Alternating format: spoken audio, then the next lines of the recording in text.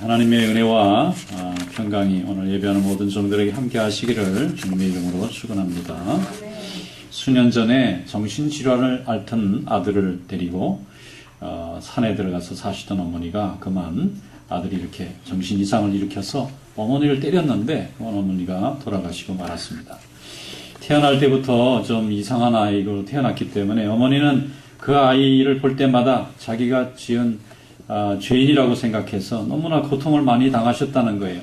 그런데 세상에 내놓기만 하면은 이 아들이 사고만 치는 것입니다. 회사를 보내면 회사가 싸움이 나고 또 동네에 내놓은 동네에서 사람을 이렇게 정신이 이상하니까 사람을 해치고 그래서 너무 많은 피해를 입히니까 이 아들을 데리고 이제 나이가 많이 드셔서 이 아들을 결국 내가 책임을 질 수밖에 없겠다. 그리고 산에 가서 다 장성한 아들과 함께 살았는데 이 사람이 정상적인 사람이 아니니까 너무 이제 말썽을 부리다 그걸 어떻게 막다가 그랬는지 그냥 어머니를 때려가지고 이 어머니가 그냥 돌아가시고 말았어요.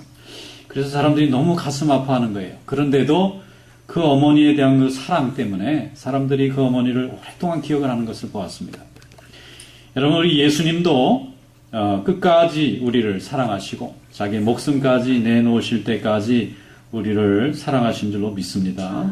주님의 구원의 눈으로 보면 우리가 미친 사람이나 다름없잖아요. 멸망받을 사람들이나 다름없잖아요. 그런데도 우리를 버리지 못하시고 스스로 인간의 몸을 입으시기까지 이 땅에 오셔서 우리를 구원하시고 우리에게 부활의 산 소망이 되신 줄로 믿습니다. 오늘 본문 말씀에 보면 예수님의 사랑이 아주 세밀하게 표현되는 것을 우리가 볼 수가 있어요. 가룟 유다.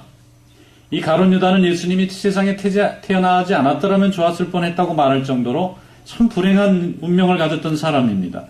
예수님을 너무 좋아해서 제자가 됐는데 나중에는 예수님을 너무 미워해서 은 30냥에 팔아버리고 예수님을 십자가에 못 박는데 1등 공신을 이루는 참 비참한 인생을 살았습니다.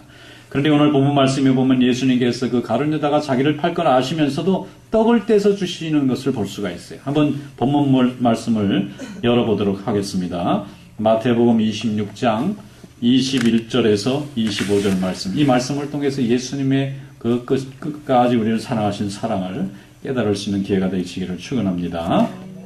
함께 읽어보겠습니다.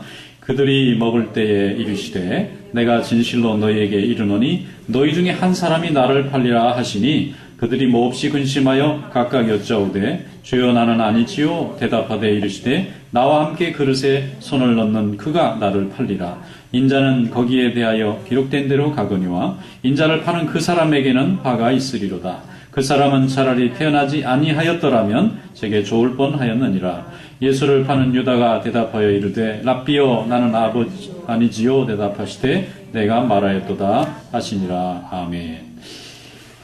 아마 성경을 우리가 읽는 중에 가장 가슴 아프고 서글픈 장면이 아닐까 싶습니다. 이게 배신이거든요. 배신. 예수님은 자신을 배신하고 팔 제자가 누구라는 걸 아셨어요. 근데 지금 최후의 만찬입니다. 예수님께서 떡을 떼서 나눠주시는데 가룟 유다의 차례가 왔어요. 아마 우리 같으면 안 주고 싶을지 모르겠어요. 근데 예수님은 주셨습니다. 떡을 주시고 제자들에게 다 나눠줬습니다. 그러면서 예수님이 오늘 이 중에서 누가 나를 팔 거다. 그러니까 제자들이 깜짝 놀랐습니다. 예수님에 대해서 섭섭한 마음도 있고 또 불평하는 마음도 있고 그렇지만 기본적으로 제자들은 다 예수님 사랑하거든요. 그러니까 예수님이 이 12 중에 나를 팔 자가 있다 그러니까 놀래서 제자들이 다 물어보는 거예요. 저는 아니지요. 저는 아니지요. 다 자기는 아니지요. 물어보는 거예요. 물어보는 건 설마 내가 그 속에 포함되는 건 아니지요. 내가 주님을 너무 사랑하는데 설마 제가 예수님을 파는 사람이 될 건 아니지요. 그렇게 물어보는 거예요. 그러니까 예수님이 대답을 안 하시다가 가룟 유다가 물어봅니다. 저는 아니지요. 그러니까 예수님이 맞다 그래요. 그 물어보는 이 가룟 유다의 마음이 어땠을까요? 속이는 마음이거든요. 이미 마음속에는 예수님을 팔아버리려고 마음을 딱 결심하고 있어요. 그런데 지금 여러 제자들 앞에서 자기가 탄로나면 안 되니까 다른 제자들이 물어보는 질문에 자기도 똑같이 물어보는 거예요. 저는 아니지요. 그러니까 예수님이 너 맞아. 그랬어요. 그러면 잘못했습니다. 예수님 제가 정말 해서는 안 되는 마음을 가졌습니다. 회개를 해야 되는데 모르는 척하고 그냥 나가가지고 예수님을 팔아버렸어요. 그러니까 제자들은 이 가룟 유다가 예수님을 팔 거라는 건 상상을 못 하는 거예요. 왜냐하면 3년 동안을 같이 예수님하고 동거동락한 사람이고 예수님의 가르치심에 너무 은혜를 받았던 사람입니다. 물론 함께 생활하다 보니까 불편한 점이나 불만스러운 점도 없지 않아 있었겠지만 이 예수님 앞에서 누가 더 크냐 하고 인정해 줄 때 가룟 유다를 주님께서 크다고 얘기한 적이 없으셨는지 있으셨는지 모르지만 뭐 그런 정도의 섭섭함이 있었을지 모르지만 모든 제자들이 예수님을 팔아서 원수들에게 넘긴다고 하는 것은 상상할 수 없는 일이에요. 그런데 유다는 그렇게 했어요. 그리고 그 마음을 이미 가졌고 성경에서는 마귀가 그에게 그런 마음을 줬다고 기록하고 있습니다. 자, 예수님은 이 십자가에 달리시기 직전에 사실 제자들에게 상당히 많은 섭섭함을 줬을 걸로 생각합니다.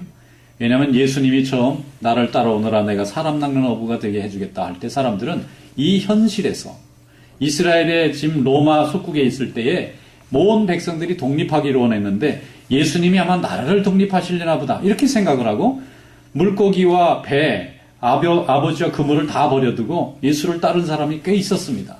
그런데 예수님이 정말 많은 놀라운 능력을 보여주셨어요. 오병이어로 5,000명을 먹이는 일도 있었고 7병이어로 4,000명을 먹이시기도 하고 죽은 사람을 살리기도 하고 귀신도 쫓아내고 병도 고치고 정말 그 시대의 당대의 최고로 똑똑하고 공부 많이 하고 잘난 사람들하고 논쟁을 하셨을 때 도무지 예수님의 그 지혜와 그 안목을 이길 수 있는 사람이 없는 걸 보고 이분이야말로 정말 나라를 회복할 수 있는 분이구나 하고 철석하게 믿었습니다.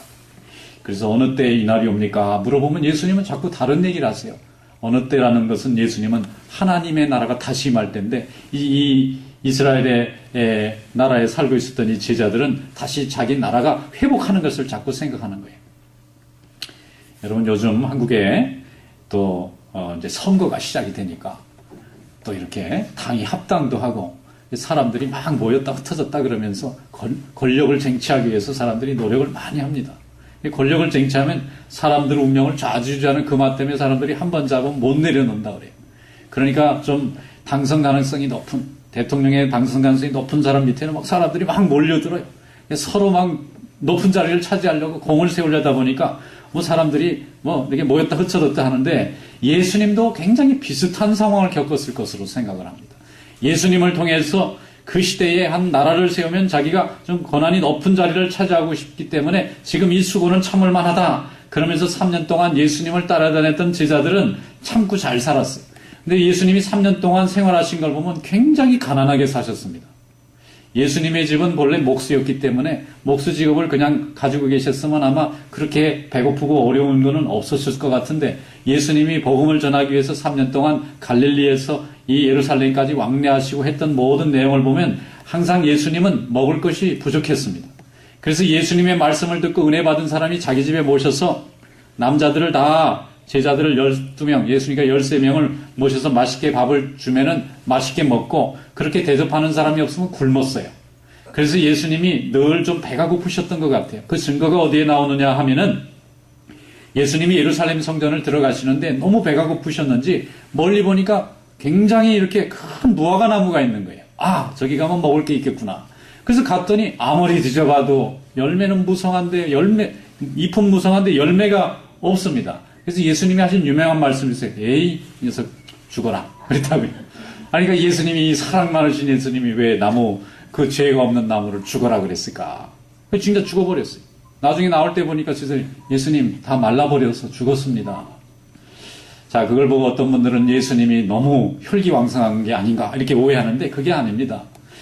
예수님은 자신의 배고픔과 열매를 따먹고 싶어하는 그 마음을 통해서 그 열매 없는 나무가 버림받을 수밖에 없다는 것을 가르치신 거예요.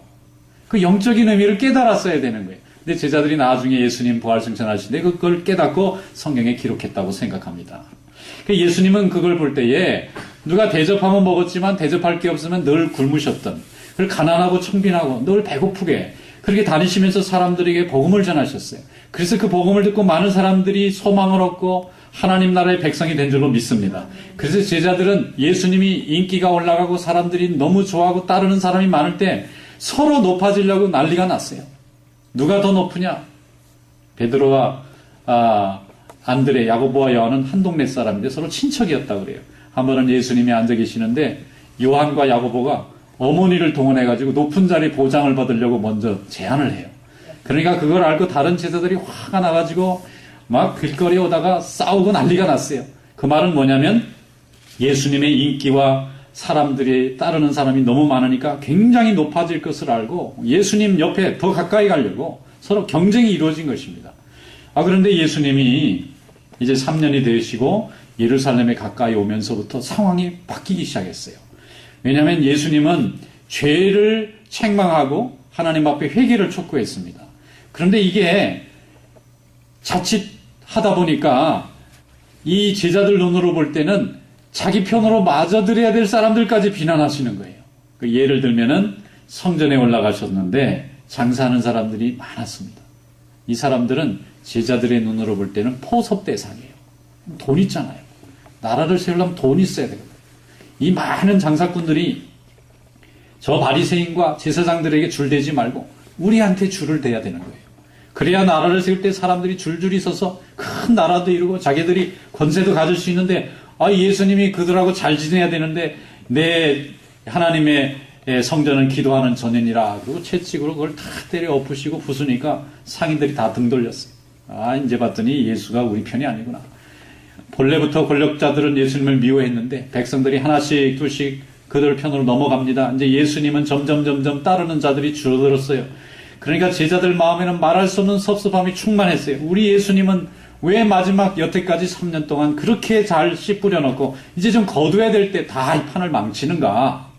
예수님이 좀 혈기 내지 마시고 그런 사람들 좀 포섭하고 좀 큰 나라의 왕이 되시려면은 적들도 좀 포섭해서 사랑으로 하나가 돼가지고 세력을 규합할 생각을 하셔야 되는데 왜 자꾸 이 마지막 중요한 순간에 죄를 얘기하시고 말이죠. 하나님 말씀을 얘기해서 저렇게 다 흩어보내는가? 이 제자들 마음에 섭섭함이 있었는데 그 중에 최고로 섭섭한 마음을 가진 사람이 가룟 유다예요.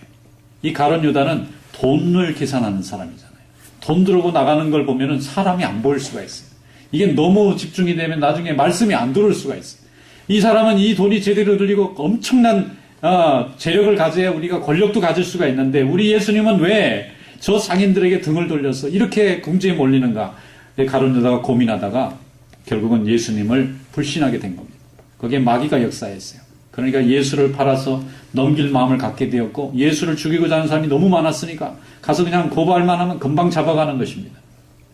자, 이런 상황을 지금 생각할 때에 마태복음 26장 3절 오늘 본문 말씀 앞에 보면 아주 중요한 사건이 하나 있어요. 그게 뭐냐면 예수님의 머리에 향유옥합을 부은 사건이 생겼어요. 어떤 비천한 여인이 평생 모은 재산입니다. 300데나리온이라고 돼 있어요. 어떤 복음서에는. 그거는 몇 년간 모아도 모을 수 없는 큰 정말 집 한 채 되는 엄청난 돈이라고 생각합니다. 그 돈을 예수님의 머리에 붓고 눈물을 흘리면서 자기 머릿결로 예수님의 발을 씻었습니다. 그랬더니 마태복음 26장 3절에 이렇게 돼 있어요. 제자들이 보고 분개하여 이를 때 이렇게 돼 있어요. 제자들이 굉장히 화가 났어요. 그 여자들에게 화가 났다는 말이기도 하지만 동시에 그걸 다 그냥 누리고 있는 예수님에 대해서도 화가 났는지도 모릅니다. 아니 예수님이 여지까지 가난한 사람의 편인 줄 알았더니 그게 아니라 다 좋은 건 혜택 다 누리고 있지 않느냐. 우리가 여태까지 예수님을 그 권력 하나 바라보고 이렇게 힘들게 따라다닌 것은 뭐냐. 이러면서 예수님이 300데나리온을 허비하는 그 여자를 책망하라 했습니다. 그랬는데 예수님이 책망하지 아니하시고 책망하지 마라. 이 여인은 내 장례식 준비하는 거다. 그런 말씀하셨어요. 예수님은 죽을 걸 알고 있습니다. 누가 죽이든지 죽게 되어 있어요. 그 예수님 지금 받아들일 각오를 하고 있습니다. 그런데 제자들은 예수님의 이 참된 뜻을 알지 못하고 예수님이 가난할 때는 언제고 이제는 자기 자신만을 위해서 저렇게 누리려고 하는 거냐 그러면서 너무 오해를 한 거예요. 그래서 이 가룟 유다는 화가 나서 예수님을 팔아야 되겠다. 내가 따르던 예수가 아니다. 이 변질됐다. 이 내가 그동안 내 청춘 바친 게 아깝구나. 그러니까 이거 어떻게든지 혼을 내줘야 되겠다. 이런 마음이 들었을 때에 마귀가 들어가서 자기가 3년 동안 그렇게 귀하게 섬기던 예수를 적들의 원수들의 손에 넘기고 자기는 그만 나중에 양심의 가책을 받아 스스로 목숨을 끊었다고 기록하고 있습니다. 여러분, 우리가 하나님을 믿을 때에 하나님의 마음을 볼 수 있기를 축원합니다. 내 생각과 내 판단과 내 해석이 너무 강하면 하나님이 나를 쓸 수가 없어요. 왜냐하면 하나님은 우리가 부족하고 연약한 죄인인 걸 알기 때문에 끝까지 기다리셔서 우리를 축복하시는데 우리는 너무 조급합니다. 그래서 제자들도 어쩌면 비슷한 마음을 가졌을지 모르겠어요. 예수님이 겟세마네에서 기도하고 잡혀갈 때 모든 제자들이 도망갔어요. 예수님이 능력을 보여주실 때는 따랐는데 예수님이 너무 연약한 인간의 모습을 가지고 계실 때는 다 버리고 도망갔습니다. 심지어는 베드로는 예수님을 모른다고 3번이나 부인하고 마지막에는 하늘에 맹세하면서까지 예수님을 모른다고 부정했어요. 살아남고 싶어서. 다 잃어버린 거죠. 믿음도 잃어버리고 의리도 잃어버리고 충성도 잃어버리고 그 오랫동안 예수님과 함께 했던 그 아름다운 추억이고 정이고 다 버린 것입니다. 여러분 이것이 바로 인간의 본성이 이런 것입니다. 그러므로 하나님께서 우리의 본성을 붙잡아 주실 때 우리는 우리의 약속도 지킬 수 있고 우리의 생각도 지킬 수 있고 우리의 목표도 지키게 되는 거예요. 사람들이 왜 후회를 하느냐면 내가 말한 대로 살 수 없기 때문에 후회라는 걸 하는 것입니다. 내가 약속한 대로 지킬 수 없기 때문에 후회라고 하는 것을 하는 것입니다. 그러므로 우리 주님께서도 사람이 약속하지 말라는 거잖아요. 못 지키는 거예요. 하나님이 우리를 지켜주실 때 지키게 될 줄로 믿습니다. 그래서 정욕이 강한 사람은 이를 망치기가 쉬워요. 정욕이라는 건 모든 사람이 가지고 있어요. 자기 주장이 너무 강한 사람은 남과 헤어지기가 쉽습니다. 유다는 좋을 때는 주님을 위해서 충성했지만 싫으니까 주님을 갖다가 버리고 심지어는 내다 팔았습니다. 이것이 인간이 가지고 있는 열심히 가지고 있는 양면성이에요. 무엇이든지 열심히 하는 것 참 중요합니다. 그리고 충성스럽게 하는 것도 중요하고 책임감 있게 하는 것도 중요합니다만 중요한 것은 생각과 방향입니다. 우리 주님께서 쓰시기에 좋은 그런 좋은 믿음의 그릇이 되기를 축원합니다. 정욕을 누르시기 바랍니다. 성령에 덧입혀지시기를 바랍니다. 주님의 말씀을 붙잡고 살아가시기를 축원합니다. 우리의 생각이 완벽하게 보일지라도 하나님의 뜻과는 다를 수 있다고 하는 것을 인정하시기를 축원합니다. 그럼 하나님이 그때부터 우리를 쓰실 수가 있어요. 그런데 내 주장이 너무 강하면 그 가룟 유다가 3년 동안 예수님 충성해놓고 마지막 순간에 예수를 팔아서 다 망치는 그런 어리석은 인생이 된 것처럼 우리가 하나님 앞에 충성을 해놓고 마지막에 가서는 우리의 정욕을 컨트롤하지 못해서 그만 좋은 것보다 독하고 나쁜 열매를 거두는 결과를 맞이할 수가 있다는 것입니다. 여러분 주님의 음성에 더욱 귀 기울이시는 성도 되시기를 축원합니다. 우리는 무엇을 듣느냐가 이 시대에 매우 중요합니다. 우리는 들을 게 너무 많습니다. 요즘에는 얼마나 많은지 모르겠어요. 집에 가면 테레비가 몇 개씩 돼. 다 핸드폰 들고 앉아서 테레비 보고 있고 뭐 옆에도 테레비가 많아요. 또 얼마나 또 좀 요즘에 언론이 많은지 막 신문도 너무너무 많습니다. 너무 많아서 어떻게 선택해야 될지도 모르겠어요. 여러분 이 세상에 우리에게 들려주고자 하는 소리가 너무 많습니다. 심지어는 가만히 있는데도 들어와서 막 얘기하고 가요. 광고가. 주님의 음성에 더 기울이시는 성도 되시기를 축원합니다. 세상의 음성은 우리가 귀를 막는다 해서 우리 생명에 지장이 되지 않습니다. 그러나 주님의 음성에 귀 기울이면 우리는 하나님께서 복을 주시지만 막으면 하나님 주신 생명의 날을 누리기가 어렵습니다. 그러므로 항상 하나님의 말씀을 세상의 소리보다 더 귀히 여기는 그런 성도 되시기를 축원합니다. 가룟 유다는 마지막에 회개할 기회가 있었어요. 예수님이 나와 함께 지금 떡을 먹는 자 중에 있다 그러니까 나는 아니지요 다 말할 때 그때에 예수님이 주신 마지막 찬스잖아요. 예수님 알고 계시잖아요. 자기가 지금 나가서 팔 거 알고 계시잖아요. 내가 함께 이렇게 떡을 떼는 자 중에 있다 그러면 예수님 잘못했습니다. 제가 마음으로 주님을 미워해서 내 생각대로 안 되니까 속상해서 그랬습니다. 그러면 회개하고 하나님은 다른 방법으로 하나님의 역사에 이루셨을 거예요. 왜 제자 중에서 배신자가 된다는 이런 오명을 남길 필요가 없었는데 마지막 순간에 뭐라고 얘기해? 나는 아니지요 하고 자기도 또 거짓말을 했어요.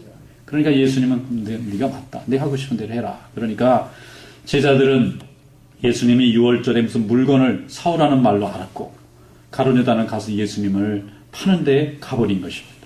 여러분 하나님의 말씀에 귀 기울이지 아니하고 자신의 생각에 또 세상의 생각에 너무 몰입하게 되면 주님의 일을 오히려 그르치는 자가 되기가 쉽습니다. 또 우리의 마음이라는 것은 성경 말씀에 부패한 거라고 돼 있어요. 우리 마음이 가만히 앉아서 못된 생각만 합니다.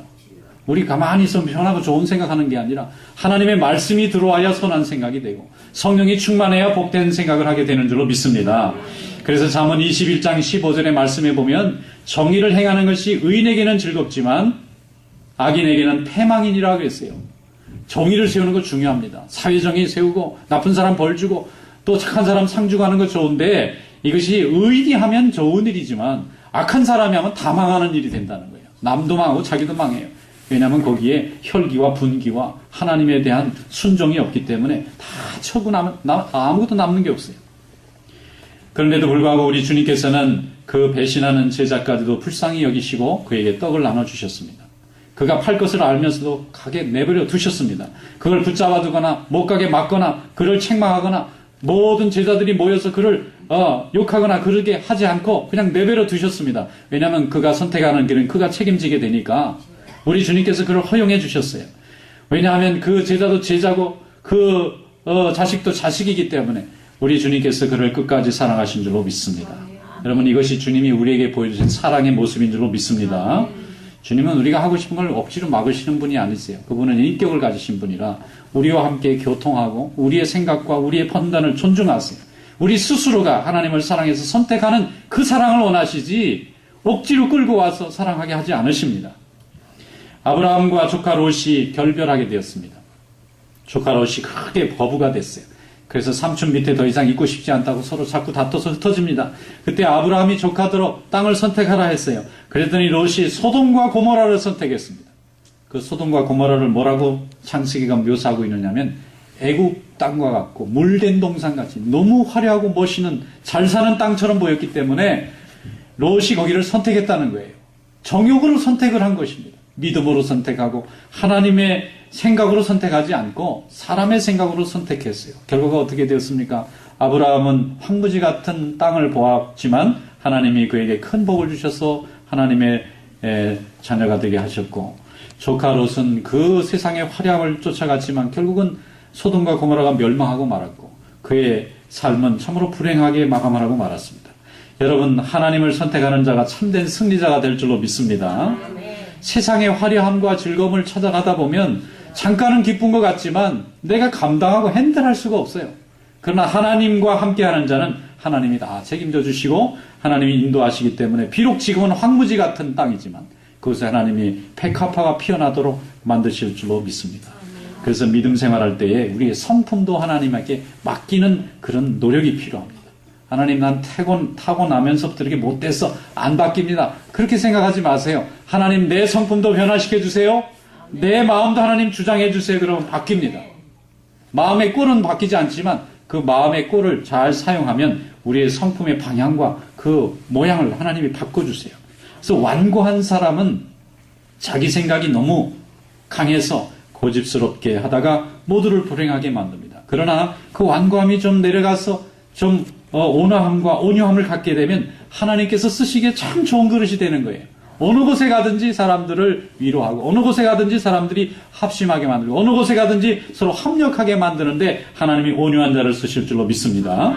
그래서 우리 옛말에 미운 자식 떡 하나 더 준다 그런 말이 있더라고요. 우리 조상들이 옛날에는 하나님도 몰랐는데 살고 보니까 삶 속의 지혜를 통해서 성경과 일치되는 지혜를 발견한 것 같아요.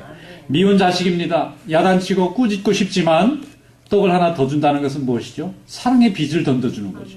나중에 감동해서 돌아오는 게 참 회개 아니겠어요? 우리가 많은 사람들을 통해서 책망하고 가르치고 화내고 해서 바뀌는 사람 보았습니까? 더 반발하고 더 문제가 더 확전되잖아요. 서로 손을 잡고 기도하고 축복해주고 떡을 하나 더 주는 그런 인내심을 발휘하면 하나님이 그의 마음을 변화시키는 것을 역사하실 줄로 믿습니다.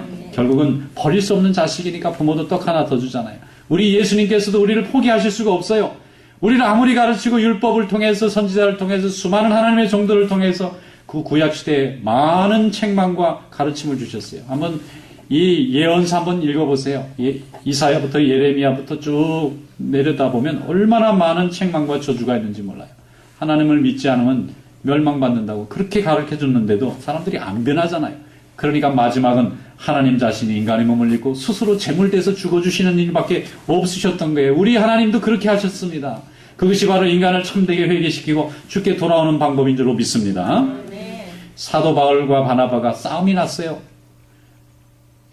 선교여행 가려고 짐을 꾸리는데 마가라는 바나바의 조카를 데리고 가는 문제 때문에 다툼이 생겼어요.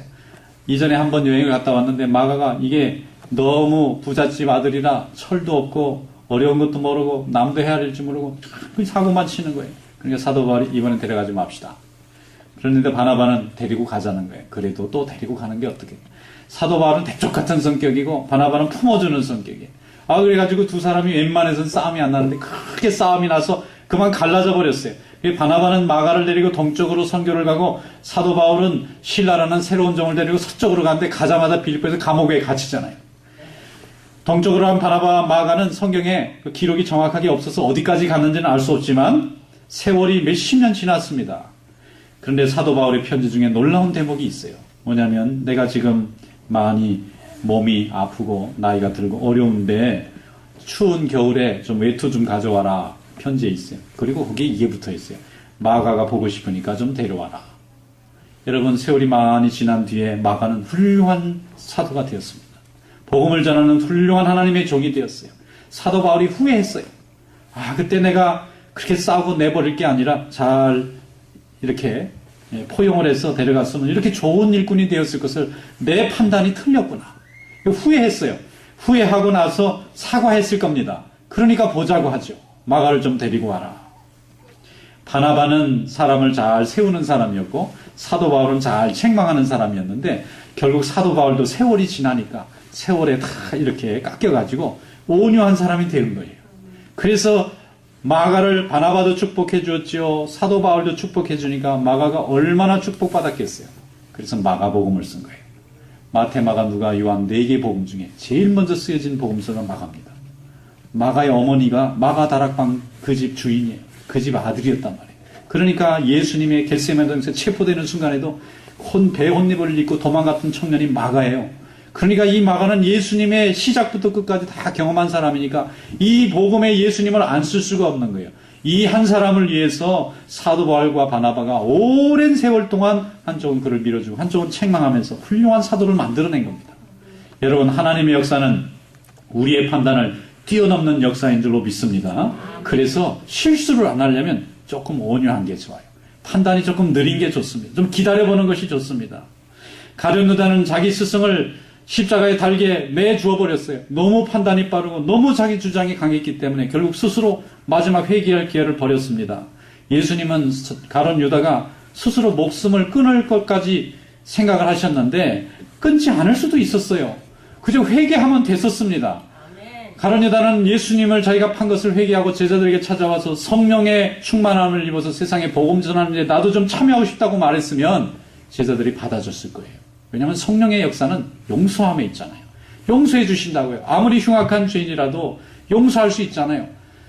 가룟 유다가 예수님을 직접 죽인 것도 아니잖아요. 그저 팔은 거죠. 자기가 화가 나서 예수님을 팔았지만 그런 실수조차도 주님의 십자가 앞에서 회개했으면 다 용서받았을 거예요. 근데 이것도 자기 주장이 너무 강해요. 양심의 가책이 일어나니까 자기가 죽어버리잖아요. 이것도 하나님 앞에 큰 죄잖아요. 왜 죽어야 되느냐. 이거 회개하면 되는 일인데. 여러분, 이것이 바로 혈기가 많은 자의 종말과 같은 것입니다. 주님께서는 온유한 자에게 축복하시는 줄로 믿습니다. 신앙생활의 열정도 중요합니다. 두제 굉장히 중요합니다. 열정이 없으면 아무것도 못해요.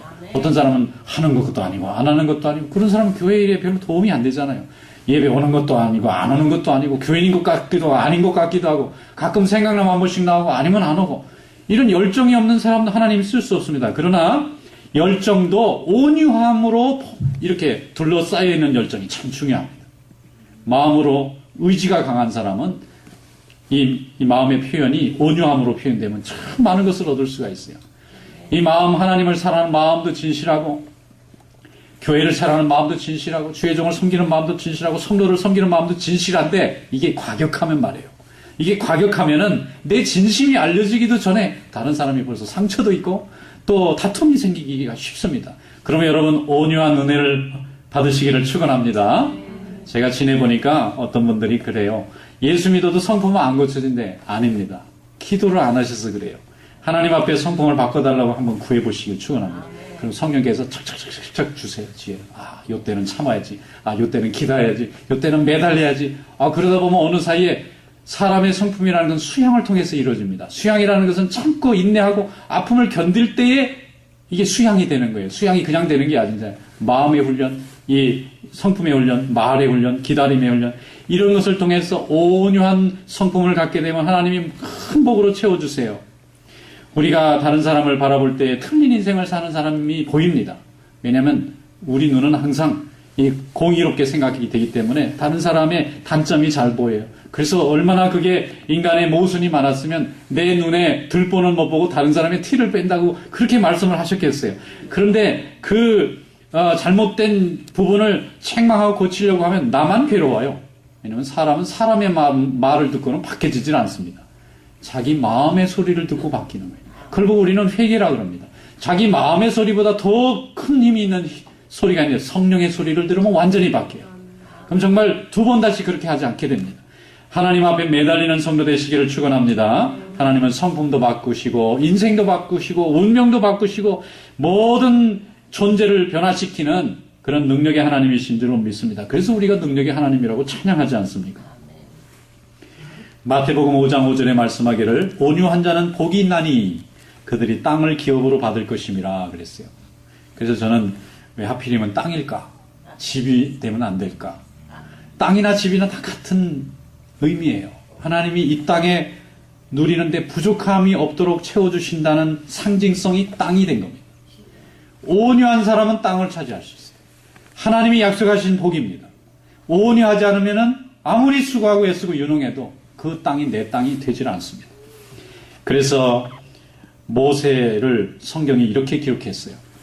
온유함이 이 땅에서 승한 자다. 온유함이 이 땅에서 제일 사람들 앞에서 앞선 사람이다. 그러니까 이스라엘의 가나안 땅을 차지해서 거기에 나라를 세우는 하나님의 축복을 받게 된 줄로 믿습니다. 예수님의 사도 중에서는 우레 아들이라는 이름을 가진 사람이 둘이 있었어요. 우레가 뭐죠? 천둥번개. 그냥 천둥번개의 아들이다. 그러면 이 사람들의 성격을 표현한 거예요. 아주 불같이 화를 잘 내고 아주 성질이 아주 그냥 싸움 잘하는 그런 사람이 요한과 야고보입니다. 그런데 야고보와 요한이 제일 성격이 아주 불같은 사람이었는데 그 중에 요한이 마지막까지 살아남아서 90세가 넘게 거의 100세에 다 되도록 오래 장수했다고 합니다. 이 사람이 이제 목회를 오랫동안 하면서 사람들에게 복음을 전했는데 그 사람이 얼마나 온유해졌는지 마지막에 가서는 이 사도가 사랑의 사도라는 별명을 얻게 됐어요. 그리고 자기를 표현할 때 항상 주님께 제일 사랑 많이 받은 이렇게 표현합니다. 그럼 옆에 있는 사도들은 좀 셈이 났을 것 같아요. 저만 사랑받았나? 나도 사랑받았지. 그런데 이 사도 요한은 하나님 앞에 특별한 사랑을 더 많이 받았다고 생각했어요. 왜냐하면 자기는 실수도 많고 또 싸움도 잘하고 주님 마음을 아프게 됐는데 그걸 예수님이 다 참아주셨다는 것 때문에 사랑을 더 많이 받았다. 이렇게 받아들인 거예요. 그래서 이 사도가 요한복음도 썼죠. 요한 1, 2, 3서 썼죠. 요한계시록 썼죠. 마지막까지 복음을 전해서 거의 이제 세상 떠날 때쯤 됐을 때 이 사도 요한이 살아있는 성경책이에요. 그 시대에 예수님을 직접 눈으로 봤던 유일한 생존자입니다. 그래서 사람들이 요한 사도를 모시다가 말씀 한마디 해주시죠. 그러면 사랑하라 그랬대요. 사랑하라. 그 얘기는 다른 얘기는 아무것도 안 하고 사랑하라. 온유한 자가 되어버렸어요. 오랜 하나님의 훈련 통해서 인간이 뭔가 세상에 뭔가 하나님의 역사를 알고 깨달은 바 결과가 사랑하라. 그 말 이상도 이하도 안 했다는 것입니다. 여러분 사랑하는 성도 되시기를 축원합니다. 자기를 팔자에게 떡을 주셨던 예수님의 그 마음이 결국 우리에게 어떤 사랑을 가르치시는지 그 상징에 담겨져 있는 거예요.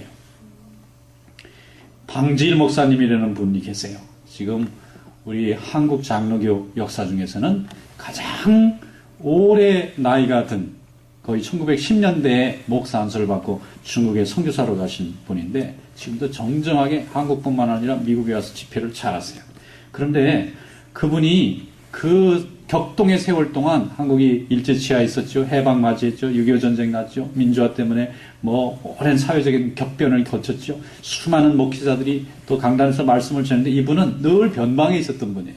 누구 하나 그렇게 관심이 됐던 그런 목사님이 아닙니다. 그런데 그 세월이 다 지나고 세상 떠나고 나니까 이분이 눈에 보이기 시작하는 거예요. 사람들 눈에.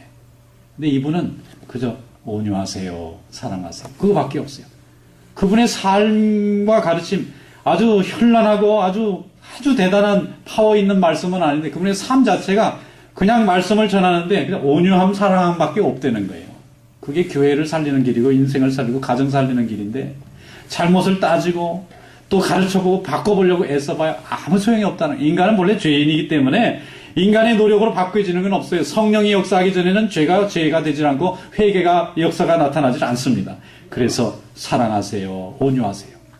여러분, 이런 믿음의 역사가 나타날 수 있기를 축원합니다.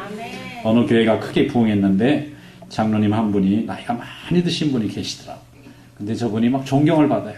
별로 말씀도 안 하시고 그냥 앉아만 있는데도 사람들이 좋아요. 그래서 어떻게 저렇게 귀한 분이 있나 봤더니 교회가 시작할 때부터 시작한 분인데 세월이 몇십 년 지나는 동안에 똑똑하다는 사람, 은사 있다는 사람, 공이 많은 사람 다 나가버리고 이분만 혼자 남은 거야. 그냥 혼자 남고 그냥 그저 계속 새벽지단 지키고 그냥 목사님 순종하고 그러다 보니까 나중에 이분의 이 온유함 때문에 사람들이 모이기 시작해가지고 그분이 무슨 일을 하든지 항상 교회가 은혜가 되는 거예요. 그러니까 사람들이 은혜 받으니까 저절로 부흥이 이루어지는 것입니다. 여러분, 이런 은혜 받는 성도 되시기를 축원합니다. 또 은혜를 끼치는 믿음이 되시기를 축원합니다. 다 같은 믿음 생활인데요. 다 예수 믿고 다 하나님께 영광 돌리는 일인데 온유한 믿음 가지면 얼마나 좋겠어요. 그럼 하나님이 얼마나 많이 쓰시겠어요. 혈기가 앞서면, 은혜보다 앞서면 하나님께 은혜 받지 못합니다. 울타리 되는 인생 되시기를 축원합니다. 예수님은 모든 인생의 울타리가 되주셨어요. 구원의 울타리가 됐어요. 울타리 밖은 멸망입니다. 죄악입니다. 그러나 우리 주님 안에는 울타리 안에 품 안이 되어져서 그 안에서 하나님께 영광을 돌리는 삶을 살게 되지 않습니까? 영원한 우리 울타리 되신 우리 예수 그리스도의 본을 따라서 원수를 사랑하되 끝까지 사랑하고 온유함으로 원수를 대함으로 그의 진정한 회개를 이루어내셨던 우리 예수 그리스도의 본을 따라서 우리도 그러한 자의 삶을 사시기를 주님의 이름으로 축원합니다. 마태복음 5장 44절에 나는 너희에게 이르노니 너희 원수를 사랑하고 너희를 박해하는 자를 위하여 기도하라. 46절 너희가 너희를 사랑하는 자를 사랑하면 무슨 상이 있겠느냐. 세리도 이같이 하지 않느냐. 여러분, 우리 주님의 그 온유하심, 또 사랑하심, 또 그 인내와 그 높으신 은혜를 날마다 묵상하면서 주님의 본을 따라 아름다운 믿음의 역사를 이루어가는 그런 귀한 종들이 되시기를 주님의 이름으로 축원합니다. 기도하겠습니다. 감사하시고 은혜가 많으신 우리 하나님 아버지, 오늘 저희들을 불러주신 은혜 감사드립니다. 저희들 부족하고 참으로 주님 앞에 연약하오니 용서하시고 저희들에게 온유한 성품을 허락해 주시옵소서. 주님의 그 온유함을 따라 참으로 많은 믿음의 열매를 맺는 복된 삶이 될 수 있게 도와주시고 아직도 죽어가는 많은 생명들이 있습니다. 아버지, 저들을 주님 앞에 구원하고 인도하는데 우리가 온유한 종들로 쓰임받을 수 있게 도와주시옵소서. 예수님의 이름으로 감사하며 기도하옵나이다. 아멘.